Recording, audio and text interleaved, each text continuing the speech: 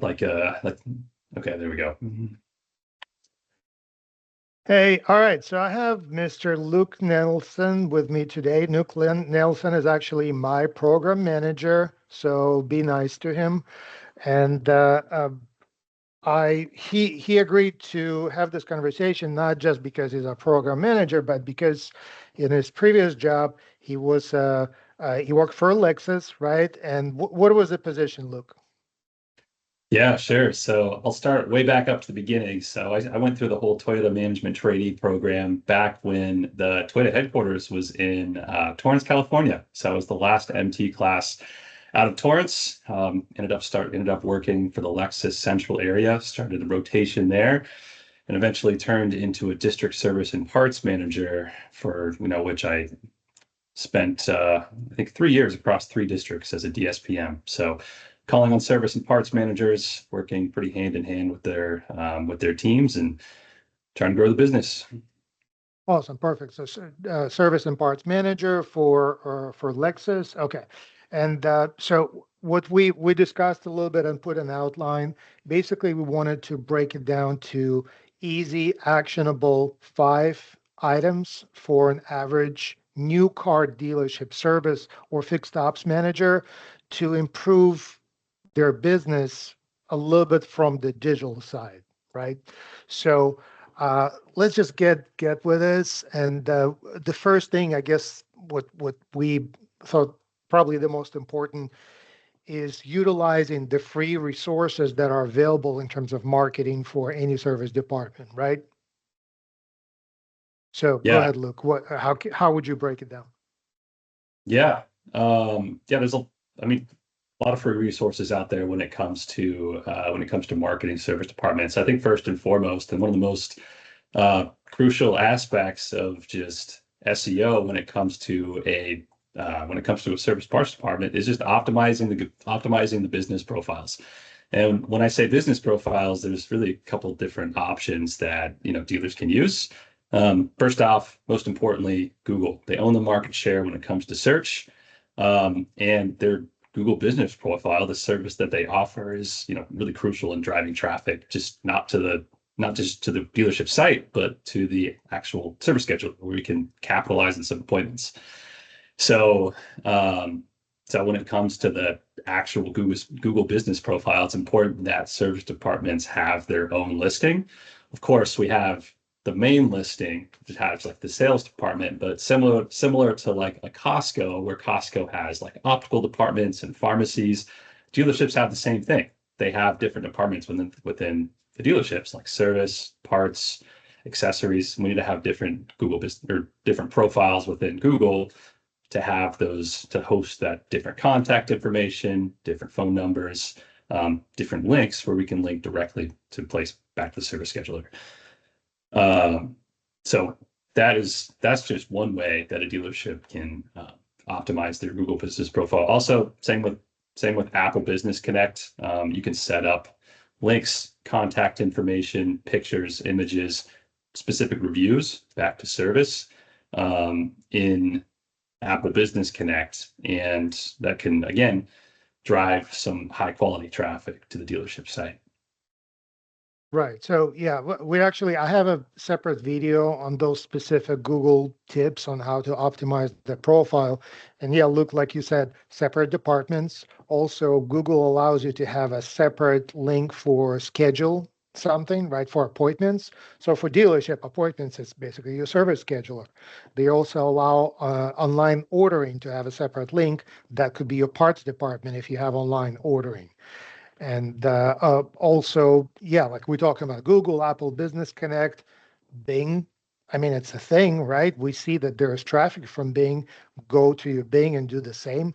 And have those links on Facebook, have those links on Instagram, just in your profile, not just your dealership, but when you're the service manager, fixed op manager, don't wait and don't rely to your owner to take care of everything. Be proactive. Go on your profiles and see are there links to directly to service, right? And then if they're Right. not, make sure that they're there. All right, cool. So the next Well, actually, thing, before we yeah, go move ahead. on too Yeah, much from the Google Business Profile, I just yep. thought one thing that dealers can one thing dealers often miss is just the categories. If you there's a tool called Google. Well, shoot, now that I'm thinking about it, it's like my Google My Business Spy.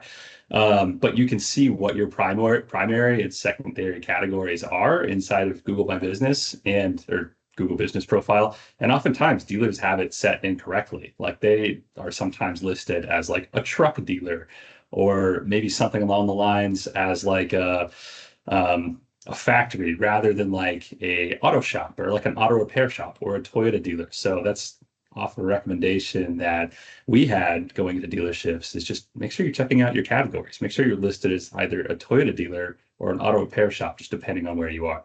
So just another thing to check out. Okay, perfect. Yeah. So that actually ties into the next topic.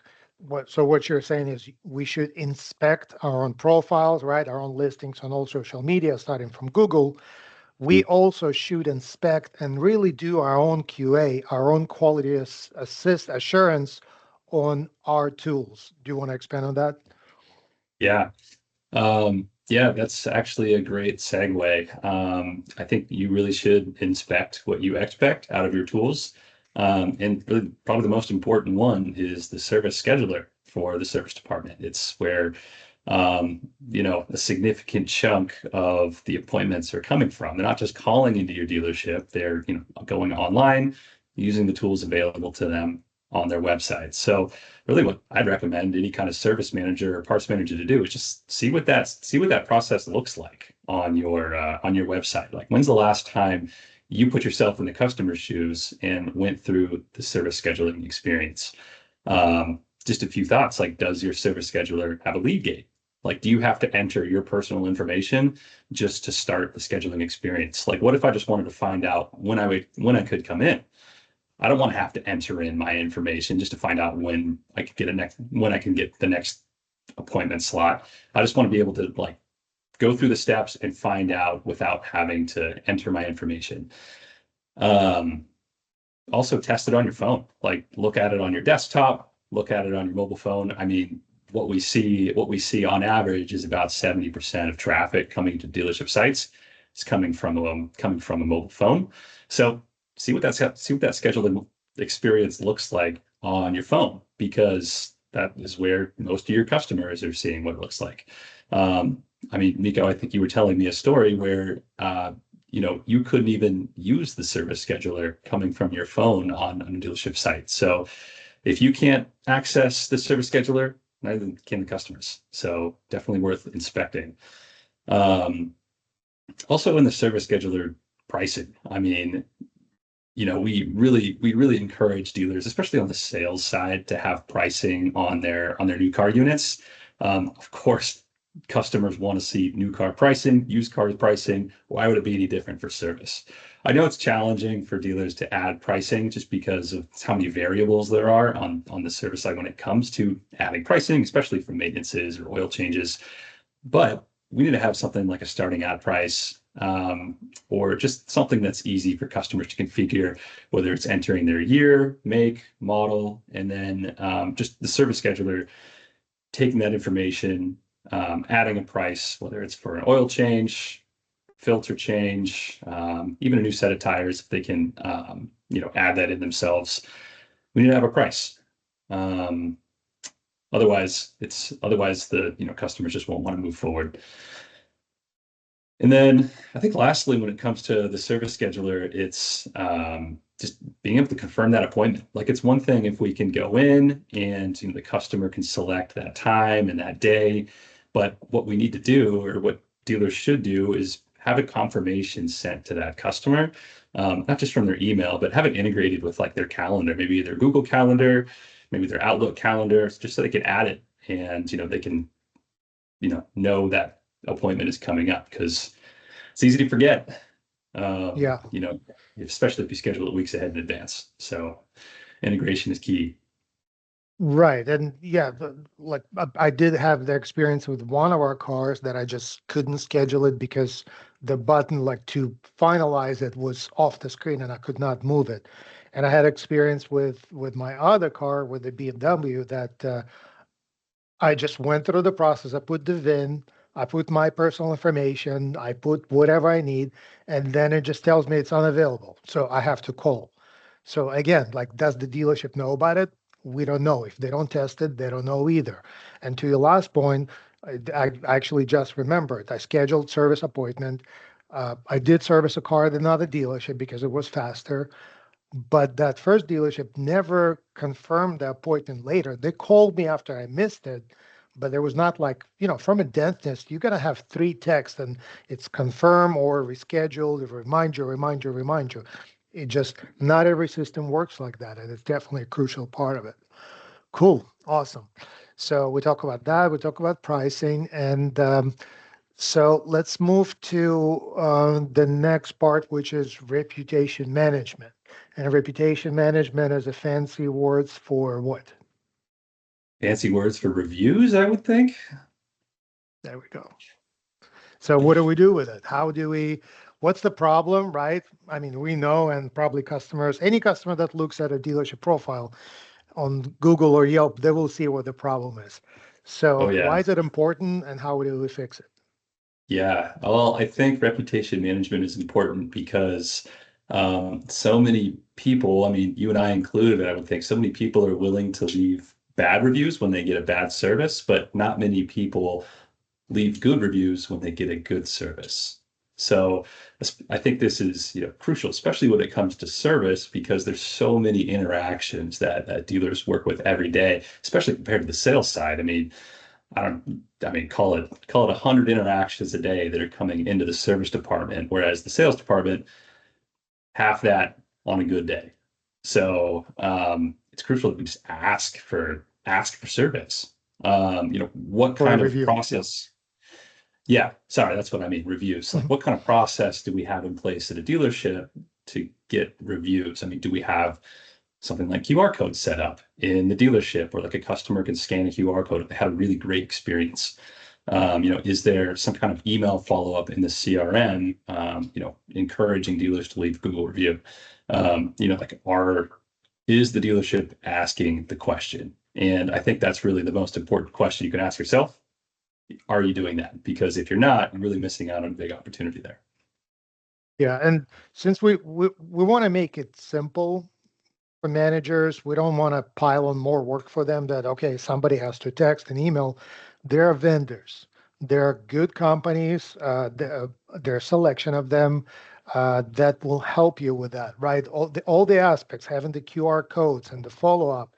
And one that I think right now it works the best is there's a system that it'll send a quick survey to the customer, and it's literally one question. How would you rate your experience?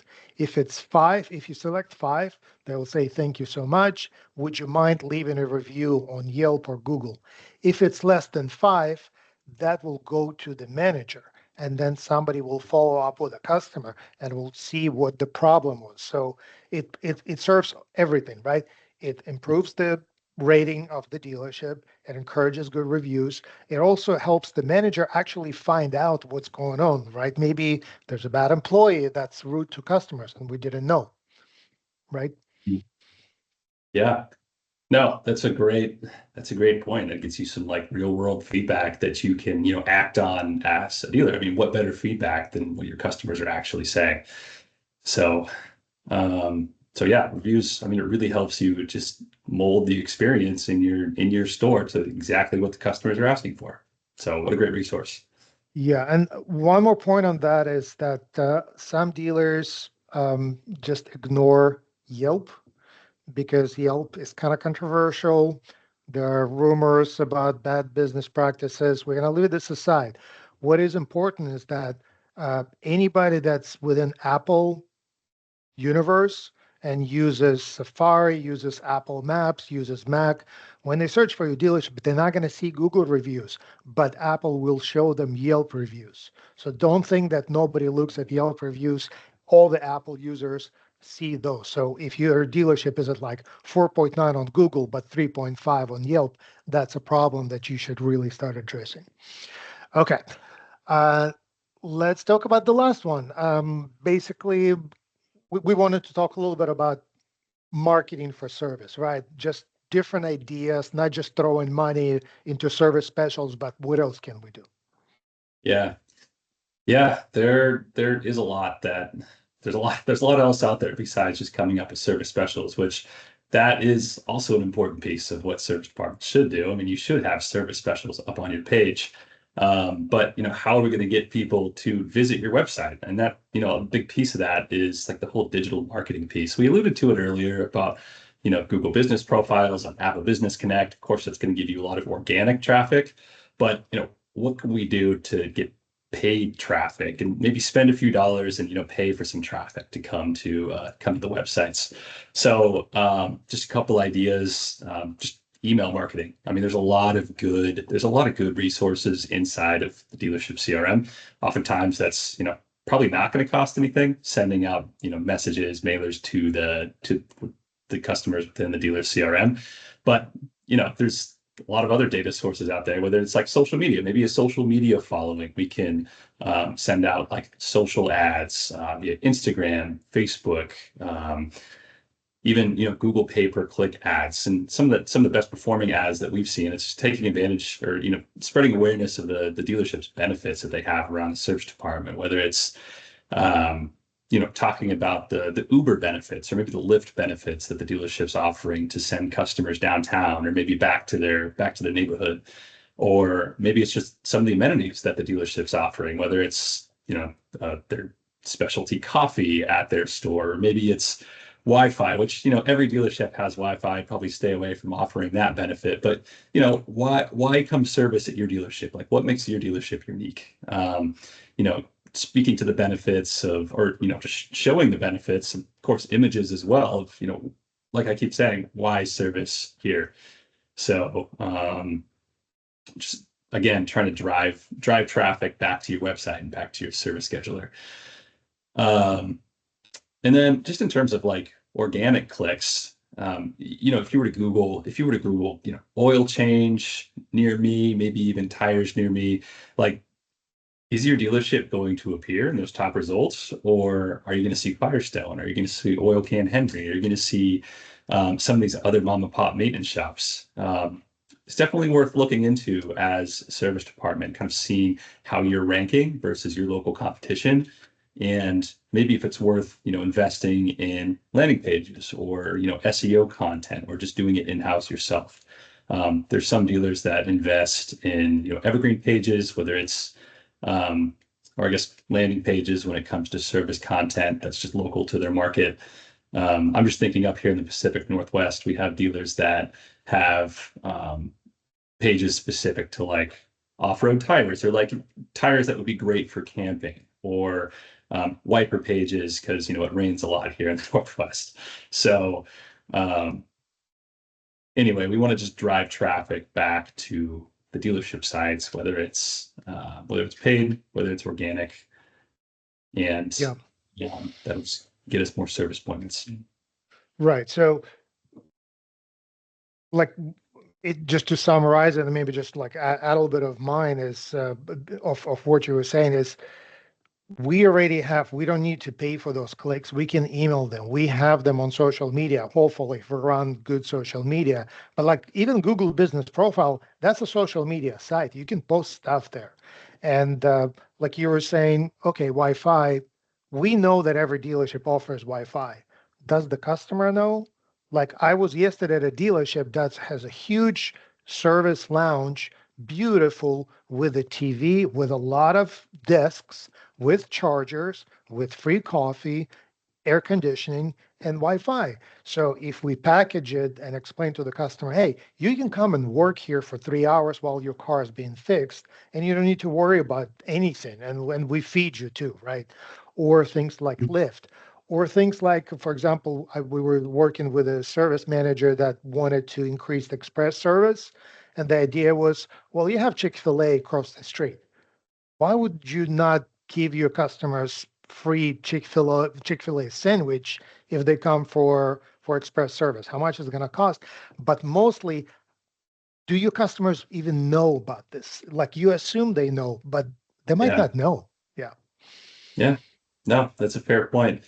Um, yeah, I mean, there are a lot of great amenities. Like I could think of, plenty of dealerships off the top of my head that have like amazing cafes, coffee shops, massage chairs like that, there's just some things like that that just make every dealership unique. So Yeah. got to tell the customers. Okay, awesome. Anything else, Luke? Anything else you want to throw in for grand finale? Ooh, grand finale. Um, Man, you put me on the spot, Miko. I think That's if what you I do. do, I think if you can just focus on, those things that we talked about, I think it's going to set you up for success as a service department. That's fair. Keep it simple, right? That's like these things, they don't have to be complex. You don't need to hire a lot of consultants. Just knowing which buttons to push and where to push a little bit, other people on your team, and that should do it. All right, awesome. So that was great, Luke. Thank you so much. And we're going to end it at that. Thank you.